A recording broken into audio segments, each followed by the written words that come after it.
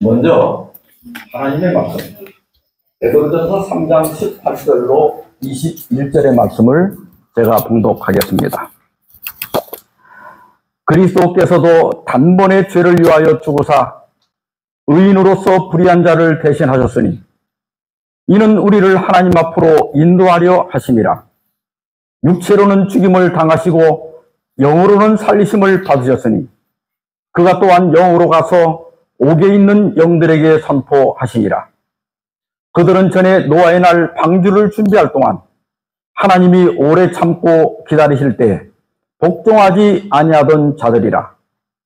방주에서 물로 말미암아 구원을 얻은 자가 몇 명뿐이니 겨우 8명이라. 우리는 이번 기회에 진리의 말씀을 옳게 분별하라, 이런 주제로 신약 성경의 난해 성경절들을 연구해 왔습니다. 오늘은 마지막 시간으로 옥에 있는 영들에게 전도하신 예수님, 이런 제목으로 말씀을 드리고자 합니다. 단테의 신곡, 아마 읽어보셨거나 책 이름은 알고 계실 겁니다. 신곡은 단테가 죽기 1년 전에 완성한 서사시입니다. 본래 이름은 코미디, 즉 희극인데 일본 작가 모리 오가이가 신성한 노래라는 뜻을 가진 신곡이라고 번역해서 그대로 쓰이고 있습니다. 신곡에서 단테는 고대 로마 최고의 시인인 베르길리우스를 따라서 사후세계, 즉 지옥과 연옥과 천국을 여행합니다. 이 신곡은 에덴 동산에서 뱀이 주장한 영혼 불멸 사상이 헬라, 또 알렉산드리아, 유대교를 거쳐서 카톨릭 교회의 교리로 집대성된 후에 민속 신앙으로 자리 잡는 데 크게 기여하였습니다. 단테는 먼저 지옥에 들어가는데요. 그 지옥문에는 모든 희망을 버리라는 글귀가 써 있습니다. 그리고 9층으로 된 지옥을 여행한 후에 연옥으로 갑니다. 연옥은 7개의 둘레길이 있는 산으로 되어 있습니다. 그리고 각 둘레길은 7가지 대죄를 지은 영혼들이 고통을 통해서 정화되는 곳입니다. 먼저 교만의 죄를 지은 사람은 무거운 돌을 지고 허리를 굽혀서 땅에 새겨진 겸손을 묵상함으로 정화됩니다. 시기질투의 죄를 지은 사람은 매 사냥꾼이 매의 눈을 꿰매서 침착하게 만드는 것처럼 눈을 철사로 꿰매서 시기심을 가지고 다른 사람을 바라보지 못하게 하고 관대함을 배워서 정화됩니다. 분노의 죄를 지은 사람은 분노를 상징하는 짙고 매운 연기 속을 걸으면서 온유함을 배워서 정화됩니다. 나태의 죄를 지은 사람은 쉬지 않고 최고 속도로 계속해서 질주함으로 열심을 배워 정화됩니다. 탐욕의 죄를 지은 사람은 손발이 묶인 채로 땅바닥에 엎드려서 물질에 매인 것이 얼마나 비참한 것인가를 깨달음으로 정화됩니다. 탐식의 죄를 지은 사람은 손이 닿지 않는 과일나무에 둘러싸여서 극심한 갈증과 배고픔을 겪으면서 절제를 배워 정화됩니다. 마지막으로 음욕의 죄를 지은 사람은 뜨거운 불길에 둘러싸여 음욕을 불태움으로 정화됩니다. 죽어 연옥에 간 영혼이 이런 과정을 거쳐 정화되면 모든 죄가 씻겨져서 천국으로 갈 수 있습니다. 그런데 연옥에 머무는 기간이 영혼마다 다릅니다. 자기가 짓지 않은 죄는 그냥 통과할 수 있고요. 그리고 참 재밌는 게 뭐냐면 연옥에도 패스트트랙, 지름길이 있습니다. 단테가 만난 어떤 영혼은 자기 가족이나 친지들이 기도를 해주지 않아서 연옥을 빨리 벗어나지 못한다면서 이승에 돌아가면 자기 가족들에게 자기를 위해 열심히 기도해 달라더라고 전해달라고 합니다. 그리고 단테가 그 연옥의 끝에 거의 다 왔을 때 죽은 지 얼마 안 됐는데 벌써 거기에 와 있는 영혼을 만납니다. 그 비결은 이승에 있는 가족들이 끊임없이 기도한 덕분입니다. 그래서 연옥을 믿는 가톨릭 교회에서는 죽은 가족을 위한 기도가 매우 중요합니다. 그런데 사실 7대 죄악에 대한 이러한 정화는 지금 우리가 살아있을 때 해야 할 과정입니다. 죽고 나면 이런 정화의 과정이 결코 없습니다. 그리고요, 루터의 종교개혁은 바로 이 연옥설 때문에 일어납니다. 독일 도미니크의 수도사이면서 유명한 설교가인 요한 대첼은 교황 레오 10세로부터 특별 면죄부를 홍보하도록 위임을 받게 됩니다. 그 당시 면죄부는 베드로 더 대성당을 짓는 데 필요한 자금을 조달하기 위한 것이었습니다. 대첼은 면죄부를 판매하는 데 아주 탁월한 재능을 보였습니다.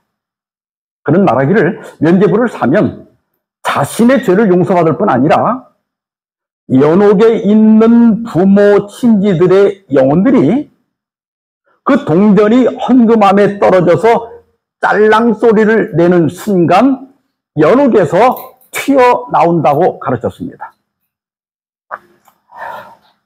면죄부 값은 신분에 따라 달랐습니다.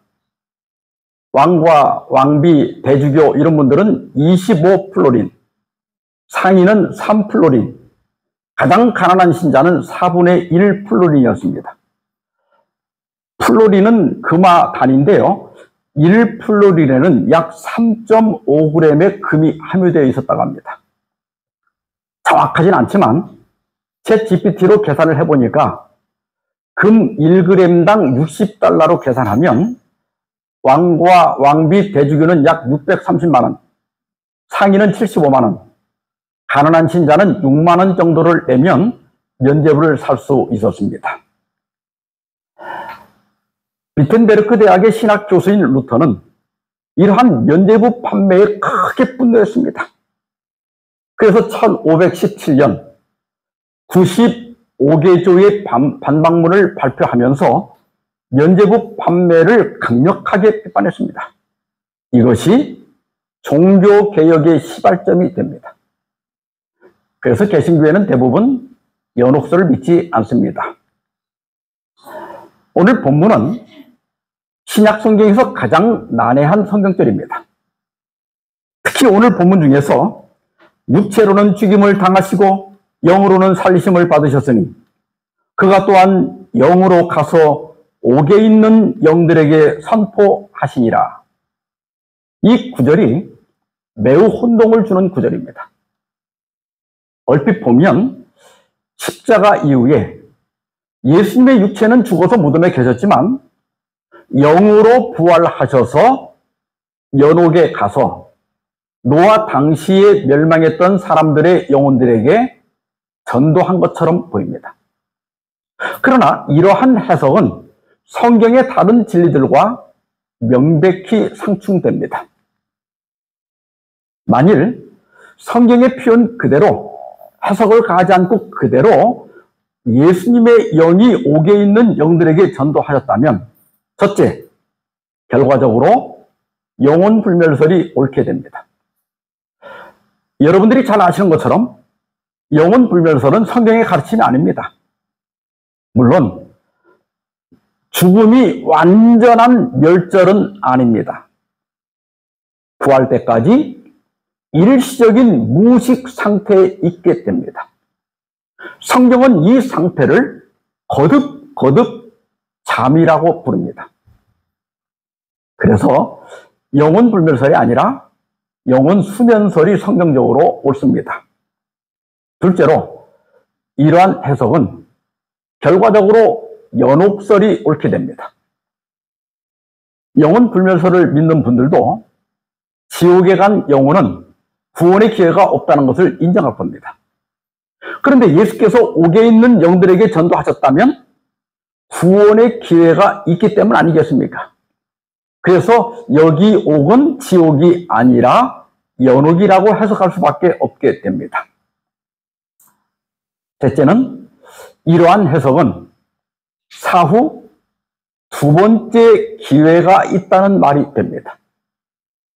그러면 이 생에서 별짓 다 하고 살아도 괜찮습니다. 나중에 연옥에 가서 잘하면 되니까요. 이러한 생각은 한 번밖에 없는 이 생의 삶을 소홀하게 만들 수 있습니다. 그리고 성경 어디에도 죽은 후에 두 번째 기회가 주어진다는 말씀이 없습니다. 전도서 9장 5절에 보면 산 자들은 죽을 줄을 알되 죽은 자들은 아무것도 모르며 그들이 다시는 상을 받지 못하는 것은 그들의 이름이 잊어버린 바 되면이라고 하였습니다. 죽은 자는 아무것도 모르며 다시는 상도 받지 못한다 하였습니다. 사람은 일단 죽으면 모든 것이 끝납니다. 다시 만회할 기회가 없습니다.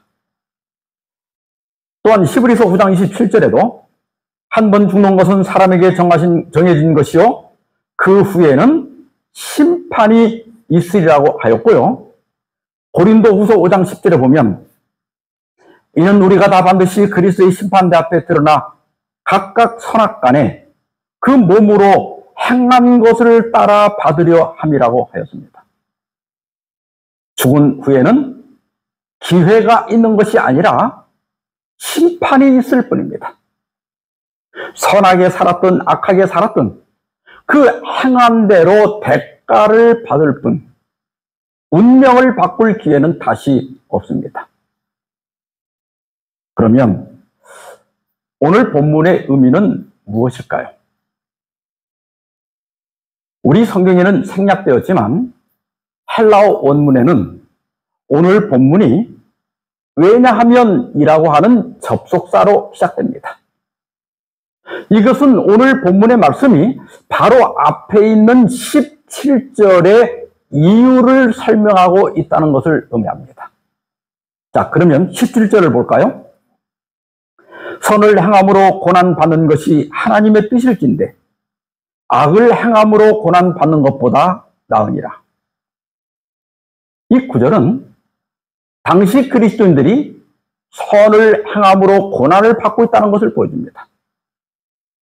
베드로전서를 읽어보면 당시 그리스도인들이 신앙 때문에 부당한 비방과 욕을 먹고 치욕을 당하고 있었다는 것을 알 수 있습니다. 베드로전서 2장 12절에 보면 너희를 악행한다고 비방하는 자들에 대하여 말합니다. 당시 그리스도인들은 많은 오해를 받고 있었습니다.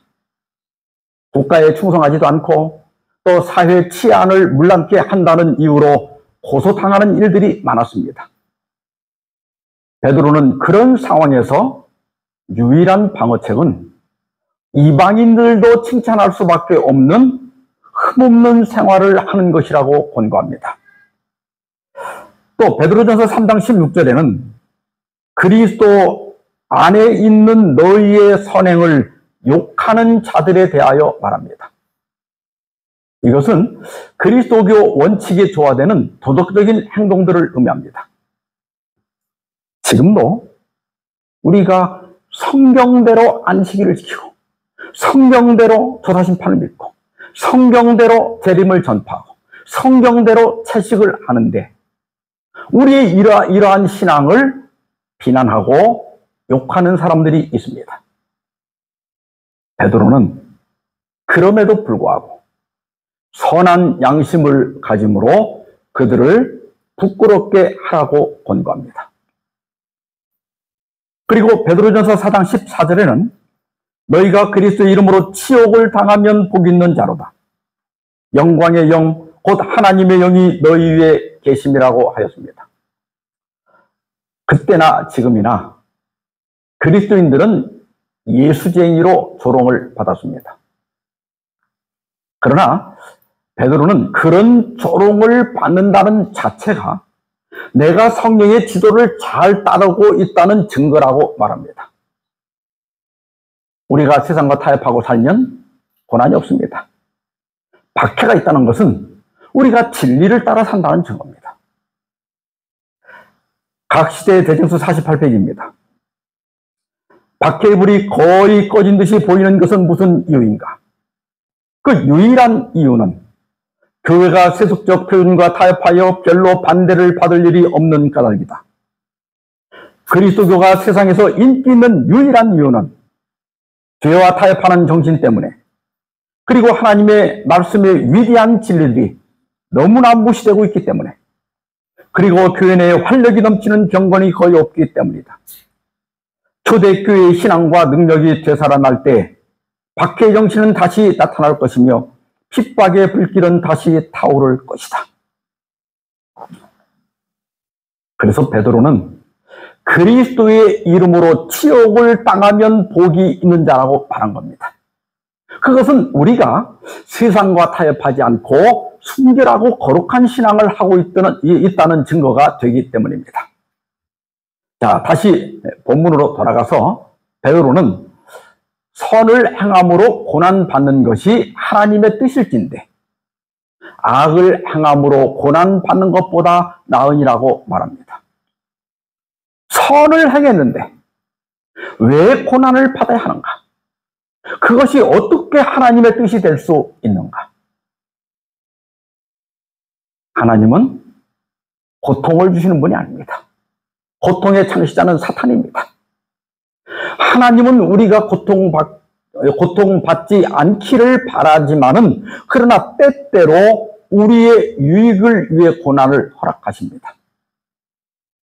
그런데 어떻습니까? 우리의 유익을 위해 고난을 허락하신다는 것을 알지만 그럼에도 불구하고 당황하고 상심하고 낙심할 때가 많습니다.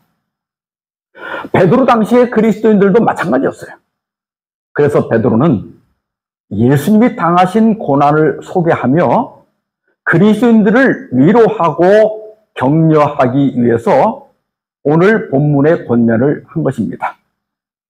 그래서 18절에서는 왜냐하면 하면서 그리스도께서도 단번에 죄를 위하여 죽으사 의인으로서 불의한 자를 대신하셨으니 이는 우리를 하나님 앞으로 인도하려 하심이라고 말합니다.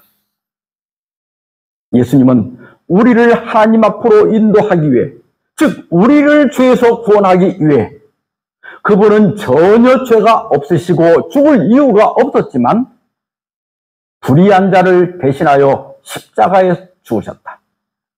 그러므로 너희도 그리스도 때문에 고난을 당하고 또한 그리스도를 위하여 고난을 받을 때 너무 낙심하지 말라는 겁니다.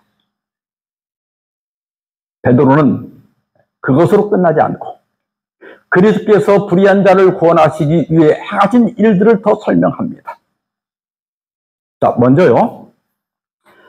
육체로는 죽임을 당하시고 영으로는 살리심을 받으셨으니, 여기 육체로는 이것은 헬라어로 사르키입니다. 영으로는 이것은 푸류마티입니다.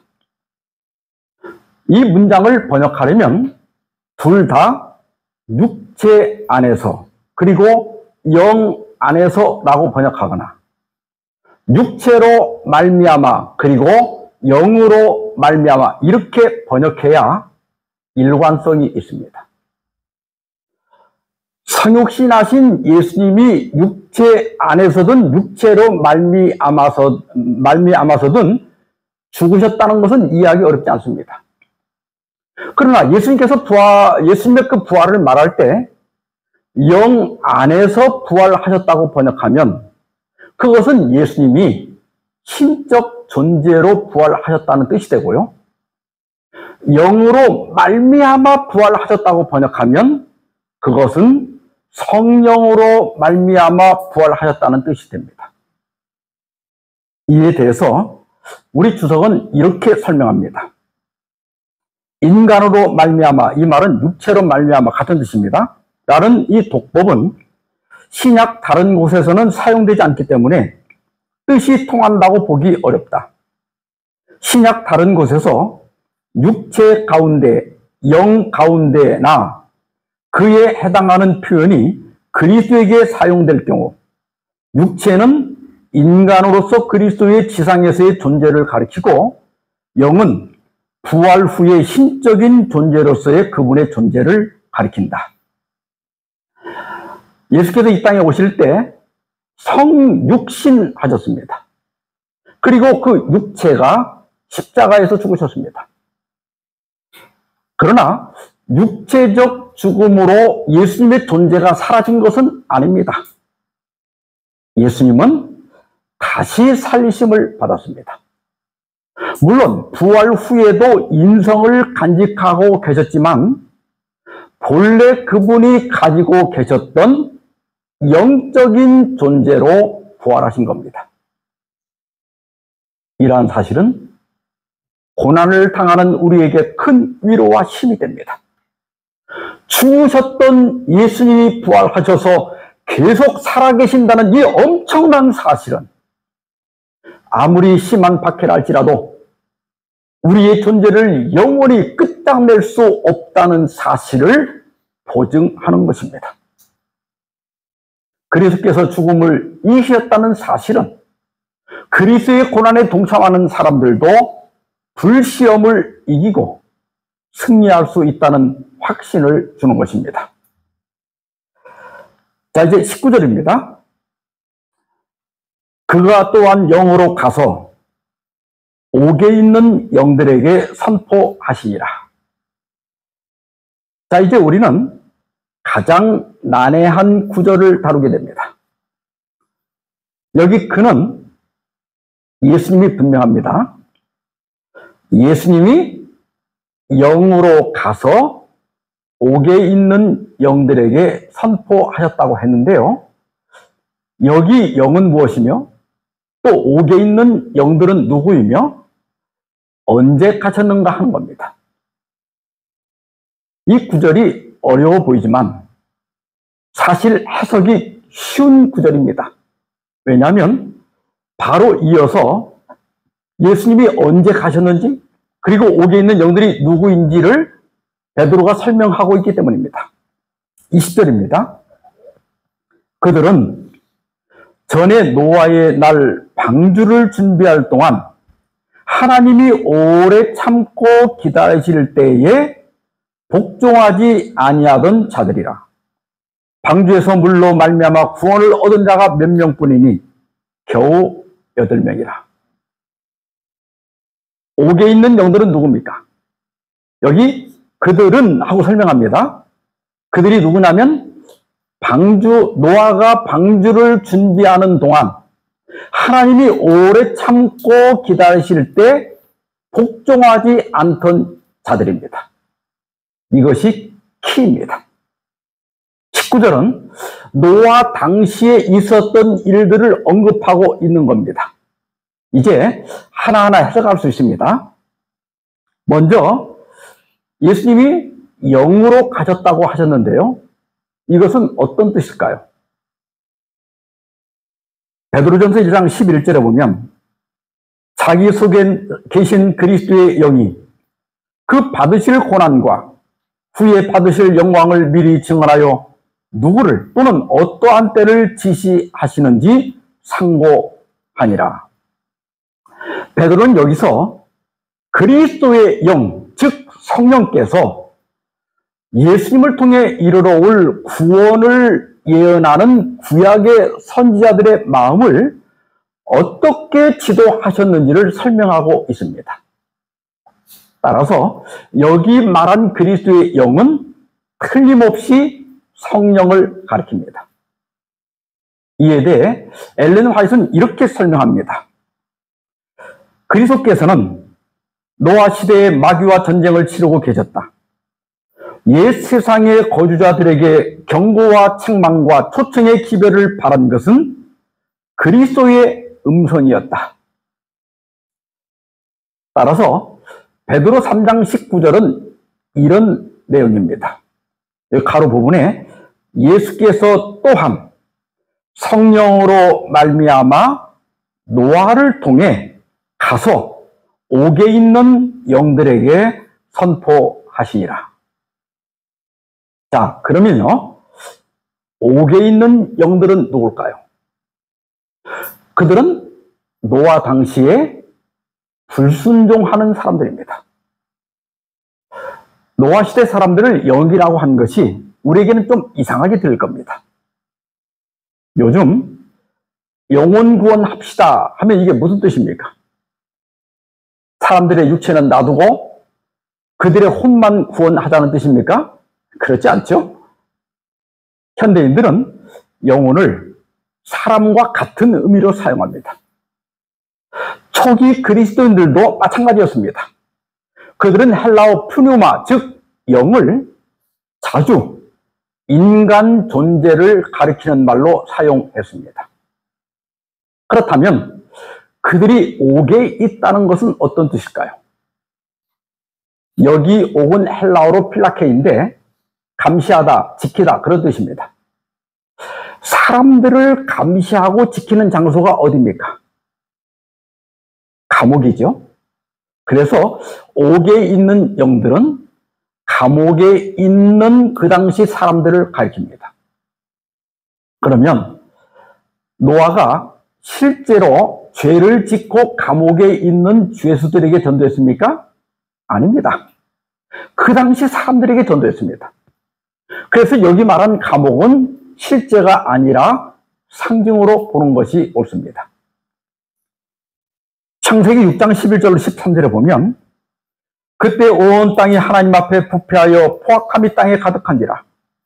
하나님이 보신즉 땅이 부패하였으니 이는 땅에서 모든 혈육 있는 자의 행위가 부패함이었더라.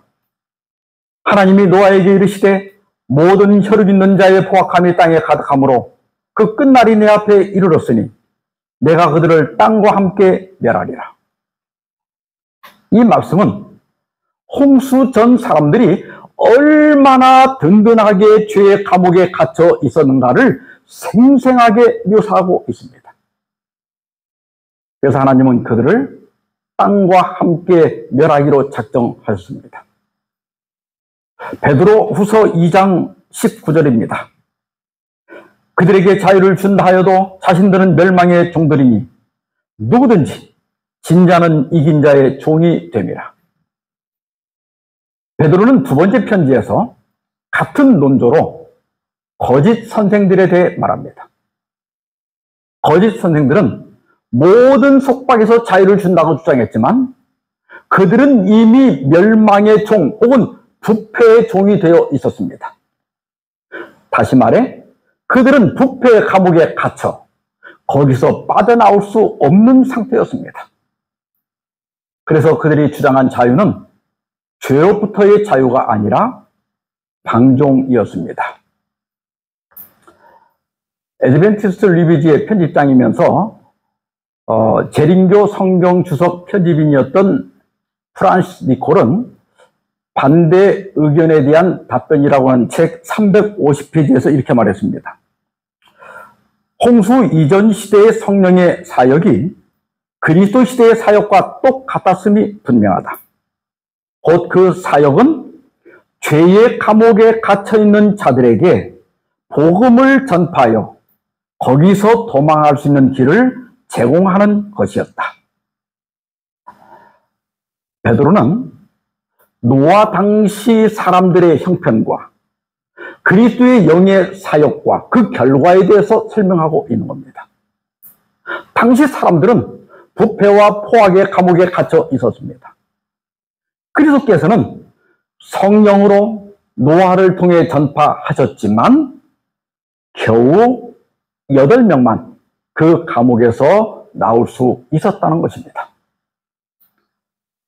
그 다음 말이 생략되었지만요, 이 언급은 당시 독자들에게 세상 사람들의 완악함과 박해, 그리고 복음 사업의 부진 때문에 낙심하지 말라는 여운을 담고 있습니다.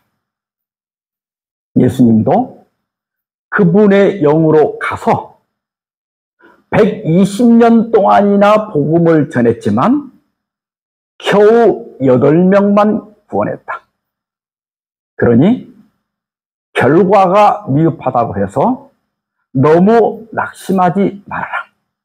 그런 메시지를 담고 있는 겁니다. 코로나 이후 전도가 어렵습니까? 또 인구가 감소해서 전망이 어둡습니까? 그러나 여러분, 이런 현상이요, 새삼스러운 것은 아니지 않습니까? 성경이 미리 말하지 않았습니까? 노아 당시에도 그랬고 초대교회 당시에도 마찬가지였습니다. 그러나 교회는 언제나 승리해 왔습니다. 전도하는 것은 우리 책임이고 수확하는 것은 하나님 책임입니다. 우리는 그저 때를 얻든지 못 얻든지 잘 되든지 안 되든지 최선을 다해 복음을 전하면 됩니다. 용기를 내시기 바랍니다. 다시 본문으로 돌아가서 20절 하단과 21절 상단 말씀입니다. 방주에서 물로 말미암아 구원을 얻은 자가 몇 명뿐이니 곧 8명이라. 물은 예수 그리스도께서 부활하심으로 말미암아 이제 너희를 구원하는 표니 곧 침례라. 베드로는 그의 편지를 읽는 독자들이 시대의 긴박성을 깨닫기를 바랬습니다.